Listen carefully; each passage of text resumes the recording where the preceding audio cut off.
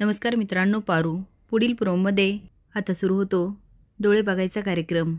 मुली सगळा चेहरा कव्हर करतात आणि डोळे उघडे ठेवतात।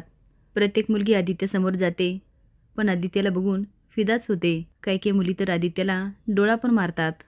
आता आदित्य प्रत्येक मुलीचे डोळे बघतो आणि प्रीतम त्याला खुणवत असतो, पण आदित्य मात्र नाही म्हणून मान हलवतो। काही केल्या ती मुलगी काय सापडत नाही। पारूला काय करावं तेच कळत नाही। ती मनात म्हणते, जाऊ का मी? पण आदित्य सरांनी मला ओळखलं तर? डोक्याला हात मारत म्हणते, मी पण वेडीच आहे। आता चेहरा झाकल्या म्हटल्यावर आदित्य सरांना कसं कळणार? बिचारे आदित्य सर भेटण्यासाठी किती आतुर आहेत आणि या कार्यक्रमात त्यांना मुलगी मिळाली नाही तर त्यांचा परत मूड जाणार आणि आदित्य सरांना मी नाराज नाही बघू शकत।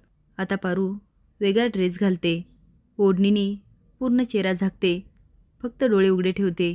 खरं तर तिला खूप भीती वाटते। तेवढ्यात प्रीतम म्हणतो, चला। आता पारू आदित्यसमोर जाऊन उभी राहते आणि त्याच्याकडे बघते। आता मात्र आदित्य बघतच राहतो आणि त्याचा चेहरा खुलतो। आता प्रीतमला कळून चुकतं की ती मुलगी सापडली, पण पारू मात्र पटकन निघून जात असते।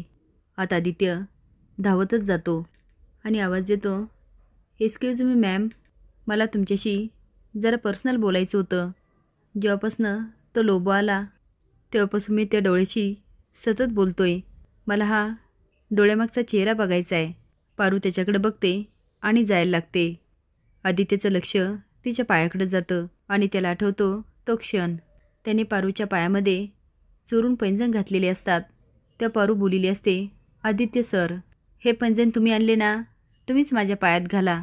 त्यावेळेस ते पैंजण आदित्यने चोरून तिच्या पायात घातलेले असतात। आदित्य शॉकून म्हणतो, पारू, तुम्हाला काय वाटतं? आता आदित्यने पारूशी लग्न करायला हवं की नाही हे कमेंट बॉक्समध्ये नक्की सांगा। नवीन अपडेट जाण्यासाठी लाईक आणि सबस्क्राईब करा। धन्यवाद।